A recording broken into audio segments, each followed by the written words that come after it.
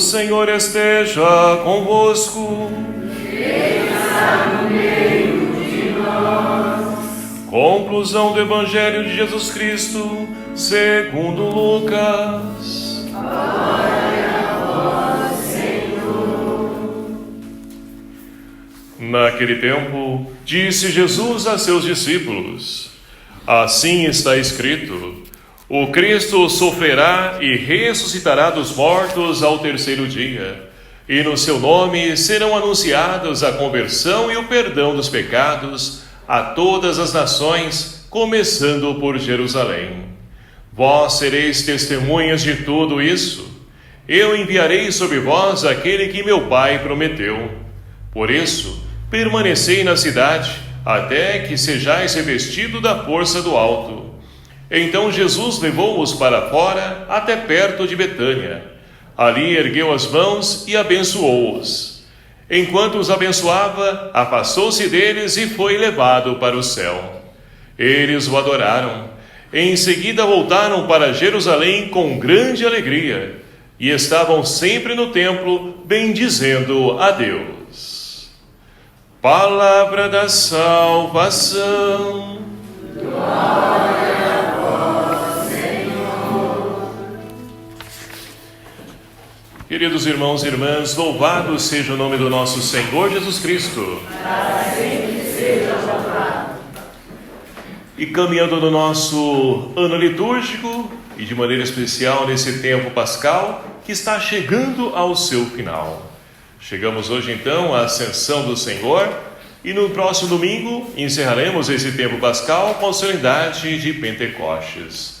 E com certeza muito nos enriqueceu e nos enriquece esse tempo, para que nós possamos então acolher o novo que Deus então tem reservado e quer realizar na vida de cada um de nós. Mas para isso, é claro, não depende somente da ação de Deus, depende também da nossa atitude, da nossa ação, de podermos então acolher esse novo sem ter medo daquilo que Deus então tem reservado para nós. E assim hoje nós então chegamos à ascensão do Senhor, Deus que volta para o Pai.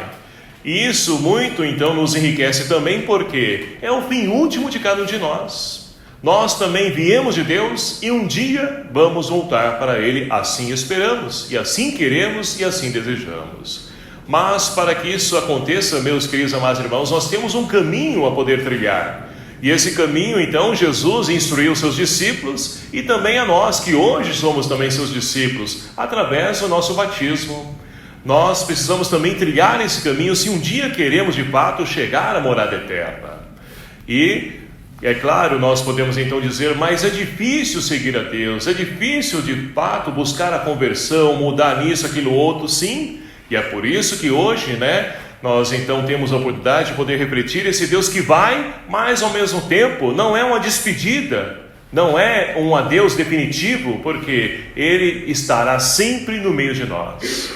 Porque essa sempre foi a vontade de Deus, permanecer, estar ao lado do ser humano.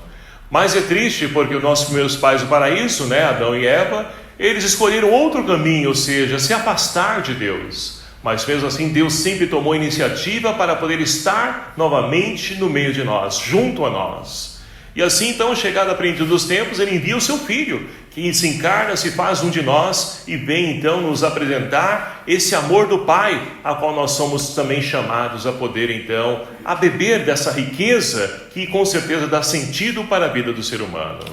Mas hoje então chega ao final essa caminhada, Ele preparou, instruiu, e olha só o que as leituras de hoje nos dizem, Hoje nós temos então a primeira leitura, e juntamente com o Evangelho, que são parecidos. Mas por quê? É claro que é parecido, é o mesmo autor que escreveu, Lucas escreve também o livro dos Atos Apóstolos e também o Evangelho.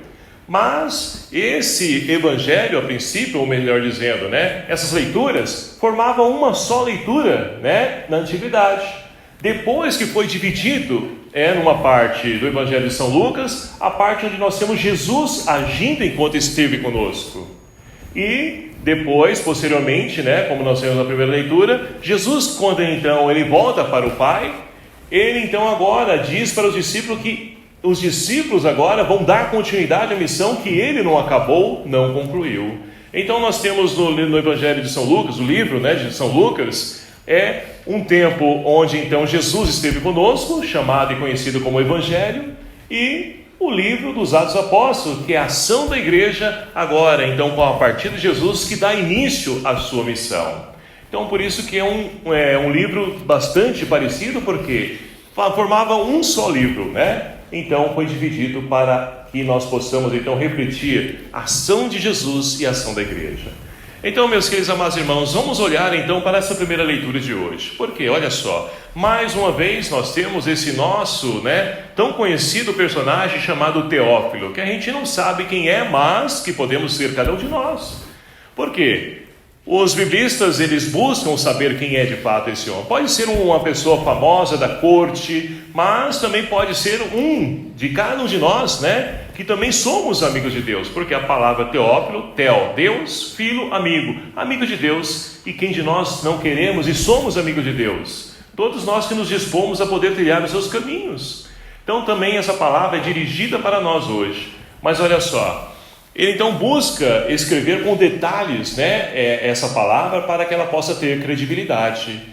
E assim então ele vai dizer o seguinte, olha só, Jesus então ele volta para o céu, ele volta para o Pai, mas olha só, durante 40 dias ele passou, esteve conosco, ensinando, explicando, ou seja, preparando os discípulos para dar início à sua missão. E olha que interessante, Se nós lembrarmos lá o primeiro domingo da Páscoa, nós tínhamos então no Evangelho de São João, a figura de Maria Madalena, que vai então ali ao sepulcro, vê o sepulcro então a pedra rolada, e vai aos discípulos, e ali se depara então, com essa cena. E nós podemos presenciar que nesse primeiro domingo também mostra para nós que Jesus aparece nos meios dos apóstolos e vai soprar sobre eles o Espírito Santo. E por que eu estou dizendo isso? Ora, no Evangelho de São João, Pentecostes, ele então acontece no mesmo dia da ressurreição. Já no Evangelho de São Lucas, é depois de 40 dias. Por quê?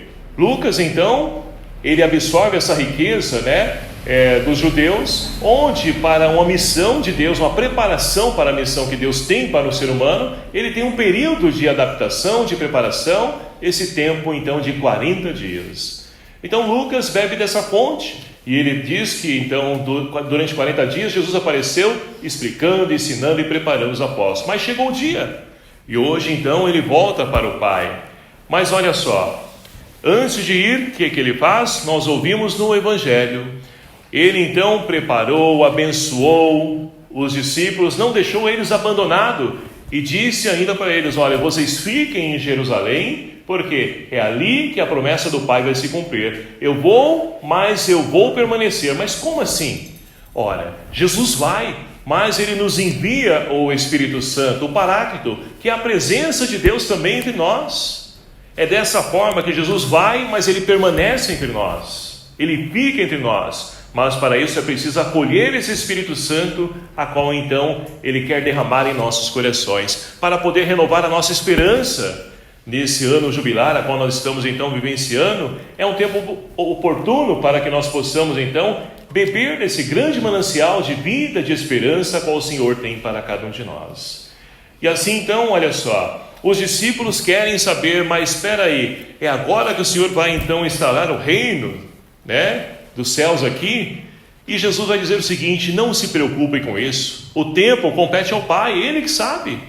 Agora, quanto a nós, nós devemos fazer o quê? Ficar cruzados os braços, como no finalzinho da primeira leitura diz, Ficaram ali admirando, contemplando o Senhor subindo, e dois anjos, duas pessoas vestidas de branco, são anjos que a voz de Deus vai dizer para eles, meu amigo, espera aí, estão parados aí esperando o quê? Da mesma forma que ele foi, ele vai voltar.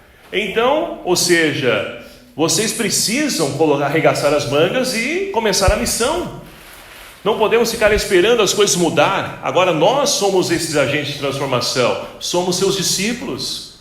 E quantos de nós, meus queridos amados irmãos, ainda no dia de hoje estamos de braços cruzados, esperando, um emprego cair, uma cura vir, uma graça acontecer na nossa vida, mas o que nós temos feito para nós tomarmos posse dessa graça de Deus? Nós temos buscado, feito a nossa parte? É fácil a gente atribuir, né, os resultados errados que nós presenciamos a pessoas, mas o que eu tenho feito para mudar aquilo? Então, essa mudança, ela então compete e cabe também a cada um de nós, de fazermos a nossa parte, de fazermos o nosso papel, porque olha só, o Senhor, Ele, como diz o salmista, né, entre aclamações, o Senhor subiu ao toque da trombeta, e nós um dia também vamos subir. Não adianta pensarmos que nós vamos ficar aqui para a eternidade. Não, aqui nós estamos de passagem, a eternidade está em Deus. Então não podemos ficar de braços cruzados esperando as coisas acontecer. É preciso aproveitar o hoje, que é o tempo que nós temos. Se é uma coisa que nós então deveríamos extrair de ensinamento da pandemia, né, é justamente isso, aproveitar o hoje, porque o amanhã não sabemos. O ontem já passou. O que eu tenho é o agora, e o agora eu quero ser diferente, eu preciso mudar, eu preciso melhorar. Então, tendo consciência disso, nós não vamos ficar perdendo tempos, né? E nós vamos então agir como agente de transformação. Mas, para isso, nós precisamos da ajuda de Deus, porque sem Ele nada podemos. E é por isso que o Senhor conhece, Ele sabe os nossos corações e principalmente as nossas necessidades. É por isso que Ele vai nos enviar o Espírito Santo. E olha só, a segunda leitura de hoje fala também da necessidade do Espírito Santo em nossa vida. Paulo então escreve à comunidade de Éfeso, né, dizendo o seguinte, olha só: o Deus de nosso Senhor Jesus Cristo, o Pai, a quem pertence a glória, vos dê um espírito de sabedoria. E é isso que falta para muitos de nós nos dias de hoje. Porque muitas vezes nós achamos que a sabedoria dos homens é a mais correta, e não é. Porque essa sabedoria tem segundas intenções, tem coisas envolvidas por trás, e muitas delas, infelizmente, nos levam à perdição, à dor, ao sofrimento. Ou nós pensamos que todo mundo é bonzinho, é santinho, que quer ajudar o ser humano a poder se encontrar enquanto pessoa. Não. Muitas pessoas estão interessadas nos seus próprios interesses, de poder vender a imagem, fama, e para isso fazem, né, essa propaganda. Hoje nós celebramos também, né, o dia dos agentes, daqueles que comunicam esperança, alegria para as pessoas. Mas nós temos pessoas que comunicam coisas erradas também.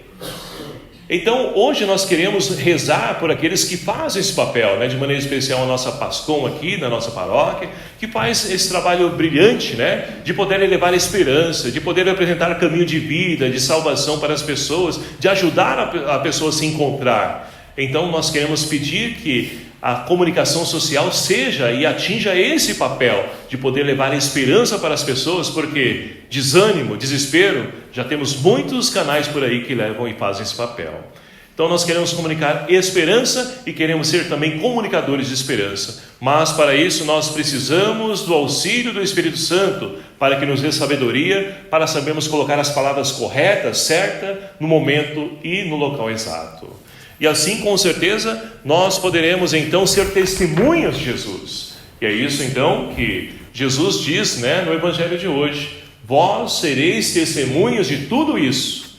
Mas olhando para a nossa vida, para o nosso tempo, para a nossa realidade, o que nós temos então anunciado? O que nós temos falado para as pessoas? Temos então falado da vida do outro? Temos levado fofoca? Temos levado esperança ou desânimo para as pessoas? Então a oportunidade de podermos também refletir e rezar sobre o papel que nós estamos então desempenhando na sociedade. Temos semeado alegria no coração das pessoas? Olhando a realidade por aí, nós vemos pessoas que só reclamam de tudo. Ah, poxa vida, esse frio. Ah, agora já esquentou. Ah, mas a fila não obedece. Ah, no supermercado está tudo caro. Ou seja, é só murmúrio, lamúrias. Mas espera aí, cadê a alegria?